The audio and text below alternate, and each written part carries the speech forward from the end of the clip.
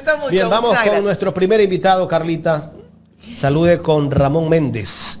Estimado Ramón, como siempre, un gusto saludarte. Un abrazo gigante a la distancia para ti, para todos los compatriotas que están allá, que sabemos pues que también lideras una comunidad muy linda de ecuatorianos. Hola, buenos días Carlita, buenos días Jaime, buenos días a toda la comunidad de Ecuador en directo. Un saludo desde acá, desde Nueva York, hoy 5 de noviembre, día de las elecciones de Estados Unidos. Bueno, bastante difícil las elecciones, mi querido Ramón. Sabemos que básicamente se dice, ¿no? Queremos saber cuál es la realidad, pero que hay un empate. Básicamente está en empate.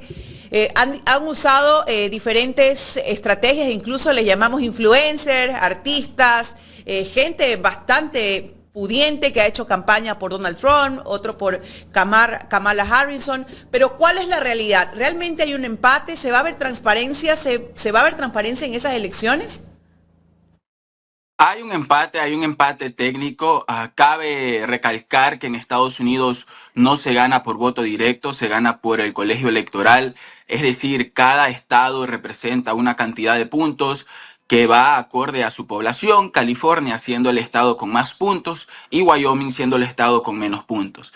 Entonces, sea quien sea que gane el estado, así sea por un punto o por un voto, se lleva todos los puntos y el perdedor o perdedora 0 puntos. Entonces, al haber estados que son netamente republicanos, como por ejemplo hoy por hoy Florida, el propio Wyoming, estados también como Montana, por ejemplo, esos ya se cuentan para los republicanos. Y estados que van a ser netamente para los demócratas, como California, el más grande justamente en esto de los puntos, Nueva York también y otros, pues ya no se cuentan. Esta elección está empatada justamente porque en los estados péndulo, estos estados que pueden a veces cambiar de partido político o de candidato, ahí es donde está el empate técnico. Y sí, efectivamente están con un 50-50 Trump y Harris. Estos estados péndulos son Carolina del Norte, donde hay una gran población de ecuatorianos, específicamente manabitas, también el estado de Georgia, el estado de Pensilvania, el estado de Michigan,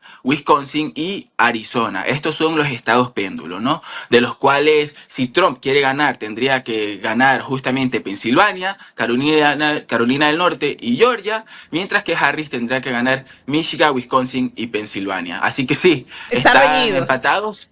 Y vamos a ver qué pasa. Hasta hace unos pocos días iba a ganar Trump, pero con este comentario de Puerto Rico todo se le vino abajo casi. Eso influyó mucho, ¿no? Cuéntanos un poco, ¿qué efectivamente fue lo que pasó? ¿Cuál fue el comentario? ¿Hacia quién va dirigido el tema de Puerto Rico? Bueno, el comentario no fue hecho por Trump, cabe recalcar, sino por un comediante muy popular de YouTube.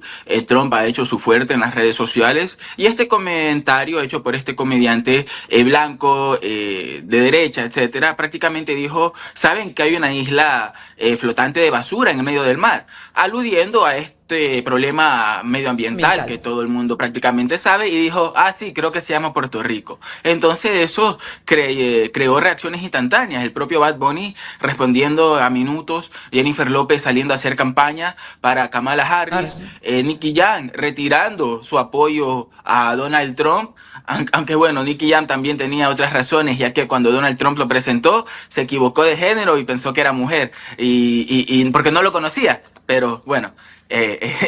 También le retiró el apoyo, bueno, así que... Son personajes que de una u otra forma influyen también, ¿no? Claro. Y vemos en la sociedad que estamos, la cantidad de jóvenes que hay, son muy reconocidos y de una u otra forma han marcado estrategia en campaña de estos dos. Ahora, el voto allá no es obligatorio, ¿no? ¿Cuánta gente se ha acercado a sufragar? O sea, ¿realmente la gente ha ido al sufragio o no? Bueno, lo general que siempre se hace en los Estados Unidos, más o menos un poco más de 300 millones de personas, más o menos el 30% de la población es la que vota, entonces podemos estar hablando de unos 90 millones más o menos, ¿no? En general. Siempre se dice en Estados Unidos, esta es la elección más importante de nuestras vidas. Se ha hecho un meme para los millennials, por ejemplo, las personas que tienen 35, 30 años, de que hemos vivido elecciones de Obama, de Trump, supuestamente iba a pasar de Hillary Clinton, de Bush, y ahora de Biden y ahora de Harris y Trump, pues cada vez se nos vende que es la elección más importante porque realmente pareciera serlo en términos internos. de Estados Unidos. Pero en términos externos o internacionales, sabemos que sin importar quién gane, estas relaciones que Estados Unidos tiene para con el mundo y con Latinoamérica en específico no cambian mucho. Sin duda alguna que las elecciones de Estados Unidos son importantes. ¿El pueblo de Estados Unidos, desde tu percepción, está preparado para tener una mujer como presidenta? Por supuesto, han habido ya varias candidatas. Hillary Clinton fue candidata, Warren, la senadora de Massachusetts, también fue precandidata por el Partido Demócrata en las elecciones pasadas. También lo fue ahora último Gretchen Whitmer de Michigan, también una precandidata muy mencionada. Y pues ahora Kamala Harris, que tiene bastante experiencia como fiscal general y también como senadora, pues está más que preparada. Las opiniones políticas ahora pues no van acorde de la mayoría de los millennials y de los centennials más que nada, y ha creado una gran división. El Partido Demócrata ya no cuenta con los votos inequívocos de la juventud negra, de la juventud latina, de los latinos, de los negros en general. Más que nada, los demócratas han visto un apoyo de las mujeres incrementarse por el tema del aborto, ya que en la decisión de la Corte Suprema Roe versus Wade, que estaba vigente más de medio siglo, pues fue anulada, fue revertida por la Corte Suprema gracias a los 3 jueces conservadores que Donald Trump puso en la Corte Suprema de Estados Unidos, ¿no? Entonces, un sistema que demuestra que el presidente tiene bastante poder, ya que estos jueces pueden cambiar leyes como esto y son jueces que se quedan de por vida. Entonces, nos hace repensar también la idea de democracia sobre Estados Unidos. Entonces, el apoyo de las mujeres ha incrementado hacia el Partido Demócrata por este sentido de la ley Roe versus Wade, que permitía sobre el derecho de las mujeres sobre su propio cuerpo. Pero aparte de eso, ha perdido mucho apoyo el Partido Demócrata, pero Donald Trump también perdió una gran oportunidad al no poner a Marco Rubio, senador cubano de Florida, como su vicepresidente, sino a J.D. Vance. Y que también creo que en estos momentos tan cruciales con el tema de Puerto Rico, le está pasando factura, y ahí hubiese sido muy importante tener a alguien como Marco Rubio. Ramón, una de las cosas que nos preguntamos, sobre todo quienes vemos la política de Estados Unidos desde lejos, es si Donald Trump va a aceptar los resultados en el caso de que pierda. Bueno, ya ha mencionado que no los va a aceptar. Ya ha mencionado que está pasando un fraude, porque en estos últimos días y en estas últimas horas, ya con el voto anticipado, que también se maneja en Estados Unidos, voto anticipado, voto por correo, se está viendo que está tal vez teniendo una leve ventaja la vicepresidenta y tal vez próxima presidenta Kamala Harris. Ya también ha comenzado la votación aquí en Nueva York. Comenzó la votación a las 6 de la mañana y terminará a las 9 de la noche. Comprender ahora que ya en Nueva York, en la zona este, Carolina del Norte, etcétera, está a la misma hora que el Ecuador continental desde el domingo. Así que también saber que en Connecticut cierra la votación a las 7:30 de la noche, y que en Nueva Jersey cierra la votación a las 8 de la noche para todas las personas que quieran ir a votar. Lo propio en Carolina del Norte, 7:30 de la noche. Ramón, antes de darle paso al licenciado Jaime de la Cruz con más preguntas, de repente, ¿tienes algún datito más o menos de cuántos ecuatorianos ya sufragan en Estados Unidos? ¿O algún porcentaje? Te voy a dar un dato aún más importante. ¿Qué es? Que, como mencionaba, la decisión de los presidentes se va a radicar justamente en estos estados péndulos. Pero no necesariamente tampoco todo el estado, sino ciertos condados. Y la decisión de estos condados es la que elige al presidente o presidenta. Es decir, el presidente o la presidenta lo van a poner 10, 20, 100, 500, 1000, o sea, unos votos muy pocos, quien se lleve tales condados en tales estados. Uno de estos condados siendo donde está la ciudad de Charlotte, donde hay bastantes ecuatorianos y ecuatorianas. Y entonces, quien sepa, es muy probable que un voto de un ecuatoriano o una ecuatoriana decida el presidente o la presidenta de Estados Unidos. Sí, qué importante, ¿no? Mira, qué clave, ¿no? Así es, por supuesto. Y esta elección, pues, de alguna manera sí marca la geopolítica mundial, mi estimado Ramón. Vemos ahí a 2 candidatos, uno que lo consideran algunos como anti-inmigrante, el caso de Donald Trump, y Kamala Harris, pues de alguna manera aparentemente es la candidata que podría ser, como quien dice, más amiga de los migrantes. ¿Qué criterio merece esto?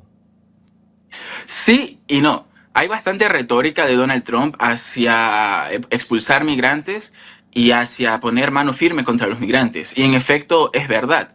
Pero tampoco es mentira que la hace lo propio el Partido Demócrata. Barack Obama expulsó prácticamente más que ningún otro presidente en la historia de Estados Unidos, que expulsó más migrantes. Ahora, Donald Trump lo que lo hace es la forma que lo hace mucho más feo. No, pero Kamala Harris, siendo vicepresidenta de Joe Biden, pues ha vivido una de las presidencias donde más migrantes han entrado a los Estados Unidos, bastantes personas de la China, pero más que nada bastantes personas de Ecuador, inclusive más que Haití o Venezuela o cualquier otro país que se quiera mencionar.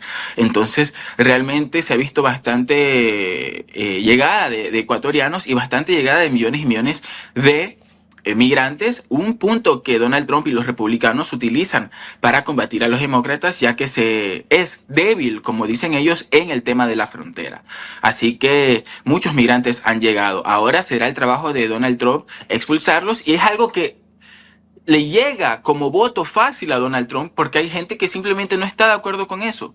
Esté bien o esté mal, muchos estadounidenses, sean negros, sean blancos, inclusive muchos descendientes de latinos y latinos mismos que han llegado a este país como migrantes, van a votar por Trump. Esa es una de las grandes, tal vez, diferencias de esta elección con la pasada. Mucha gente quedó muy desilusionada con cómo Joe Biden ha manejado la economía del país y el tema de la seguridad. También, por ejemplo, el tema del alcalde de Nueva York, que es del mismo partido que Joe Biden, del Partido Demócrata, y que ha tenido también un fracaso con el tema de los migrantes en Nueva York, donde muchos son ecuatorianos, cabe recalcar, pero que han llegado a la ciudad y que han desbordado hoteles y lugares de albergue y también los fondos públicos de la ciudad en ciertos puntos. Entonces, todo esto ha hecho que mucha gente decida votar por Trump, tanto así que Inclusive la ciudad de Nueva York, el estado de Nueva York, se consideró por unos días como posible estado péndulo. Así que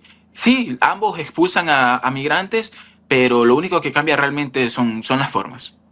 ¿Cuántos votantes son en Nueva York, Ramón? En Nueva York son más o menos 9 millones de personas, de las cuales, teniendo en cuenta que una tercera parte de votantes votan, podemos especular que unos 2 millones más o menos de personas van a votar, teniendo en cuenta que no todas las personas van a votar aunque estén aptas para hacerlo, ¿no? Ya que acá es una elección, y pues si nos ponemos a pensar que menos de la mitad del país vota, pues entonces nos ponemos a otra vez a dudar sobre el tema de democracia. Vemos el tema de cómo es electo este país con el colegio electoral, no con el voto directo. Donald Trump ganó menos votos directos que Hillary Clinton, gente ya pero ganó vota más puntos electorales. Por los representantes al colegio electoral, ¿no? Así es, pero ellos están supuestamente obligados a votar por quienes uno vota. Correcto. En este caso... Pero esto fue inclusive debatido y discutido cuando Trump en las elecciones pasadas quiso pelear la elección. Y para ganar la elección, el candidato debe tener 270 representantes mínimo, ¿no? 270 representantes mayoría, al colegio exacto. electoral. Sí, exacto. ¿De un total exacto. de cuántos? Más o menos 538, si no me equivoco. Déjenme chequear, pero sí, son 538. O sea, depende de los representantes que obtengan uno de los dos candidatos, ¿no? Sí, 538, exacto. Lo acabo de confirmar, 538. Correcto. Quería darle la data exacta. Y hoy mismo tal vez se sabrán los resultados. Por supuesto, los resultados se sabrán esta noche, pero yo inclusive, mire, en las elecciones cuando ganó Biden, yo dije que las elecciones iban a durar más de una semana en saberse los resultados. Y fue lo que pasó con el tema de Donald Trump, y que disputó los resultados. Y me acuerdo que yo justamente salía de una radio y un asambleísta decía, bueno, ya que Ramón no quiso decirlo, yo lo voy a decir, va a ganar tal persona, tal.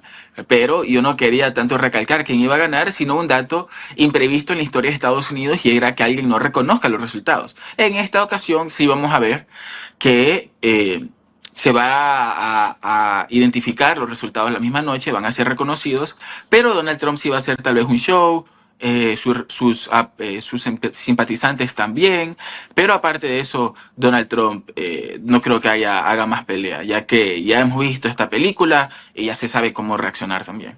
¿El voto en los Estados Unidos es obligatorio? No, para nada.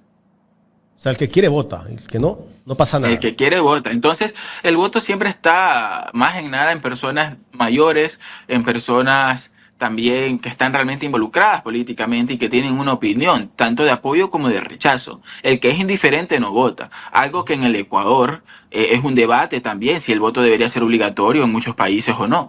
Ya que quién quiere que alguien que tal vez no le importa o no esté informado de la política vote. O tal vez vaya y haga, o sea, y sea una pérdida de tiempo para esa persona porque realmente iba a votar en blanco o algo por el estilo. Entonces, es un debate continuo el tema del voto obligatorio. Siempre Correcto. pensando en las libertades, se piensa aún más que inclusive teniendo la libertad de no votar es un plus, ¿no? Esto en el tema netamente liberal e inclusive libertario. Ramón, ¿cuál ha sido la postura de los dos candidatos respecto a los BRICS?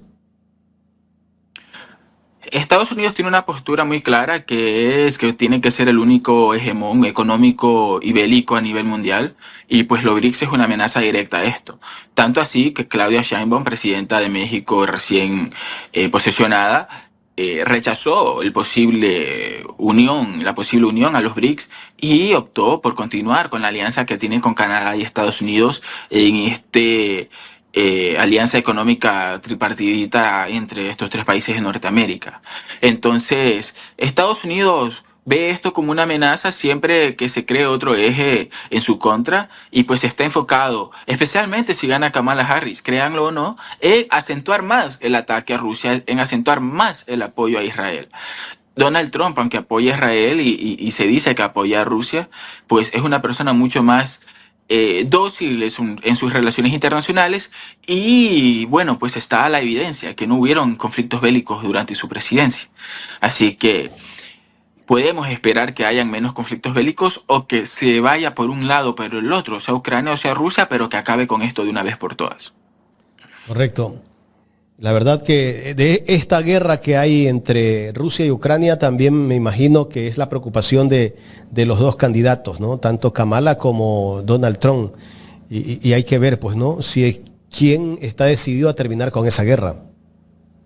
Pero hay que darle la razón a Trump y a mucha gente que lo apoya, y es que los demócratas son quienes han iniciado en los últimos 20 años. Bush ya salió hace más de 20 años del poder y son justamente, o sea, casi 20 años, y son justamente en los últimos 20 años que los demócratas han iniciado o han continuado la mayoría de las guerras. Entonces, Kamala Harris es prácticamente la continuación de eso. Eso es algo de lo que evitamos que sucediera. O sea, si si gana Hillary Clinton Kamala, hubiese seguirá ganado. la guerra. Por supuesto, Y si gana Trump, por supuesto. Hay más chance de que se cese. Esas son las Para bien o posturas. para mal. Esas son las posturas de ellos en torno a la ideología que ya tienen sentada como presidente, ¿verdad? Seguirían la misma línea. Sí, por supuesto. Y la evidencia más que nada. Lo que pasa es que en Estados Unidos hay una línea, hay una columna vertebral que es el apoyo a Israel y que es ser el hegemón mundial. Y nadie que vaya a ser presidente o presidenta, por más de derecha o por más de izquierda, va a debatir o va a refutar eso. No sería ni siquiera posible que llegase a estas instancias de estar en las elecciones del 5 de noviembre. Un ejemplo clarísimo de esto es Bernie Sanders, que no es que lucha en contra de que Estados Unidos sea el hegemón, sino simplemente de que Estados Unidos tenga, por ejemplo, salud gratuita, de que no se involucre en tantas guerras, de que tenga una posición tal vez más amigable, no menos dominante, pero más amigable. E inclusive él fue vetado y corruptamente sacado de la contienda por el propio Partido Demócrata, el propio supuesto partido de izquierda y progresista de Estados Unidos. Entonces, esto es lo que nos dice la historia.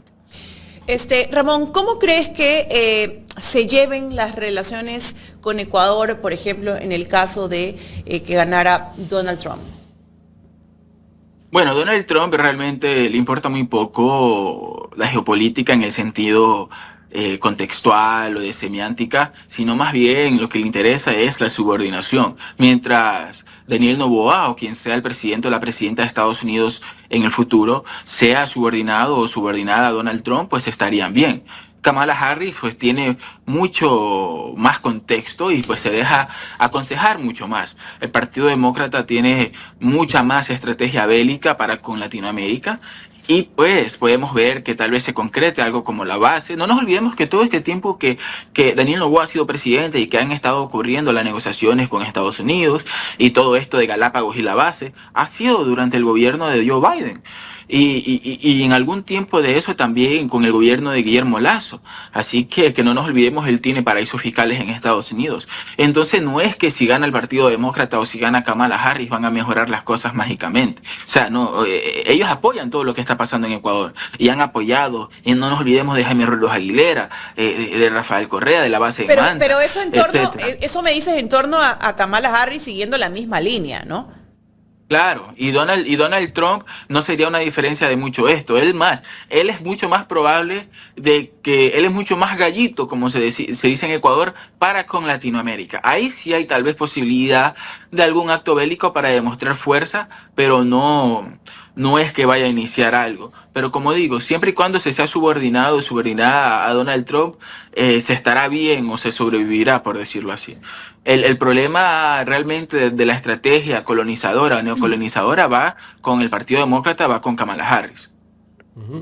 ¿Y qué va a pasar tal vez con Venezuela, Ramón, si en caso de que gane Donald Trump, que en algún momento dijo que el petróleo de Venezuela lo tenían gratis y que ahora los Estados Unidos lo está pagando?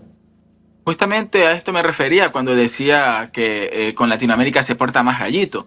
Con Venezuela creo que él se sacaría la espina y si fuese capaz de hacer alguna acción tal vez estratégica para sacar a Maduro de la presidencia. No creo que vuelva a hacer el error que cometió con Silvercorp y los mercenarios que intentaban tal vez hacer algún acto bélico, pero yo creo que al igual que como cuando él sacó a estos líderes terroristas cuando él era presidente, estos líderes de ISIS y demás, pues y también el general iraní, que también lo asesinó su presidencia, ¿no? Lo sacó, lo desvivió.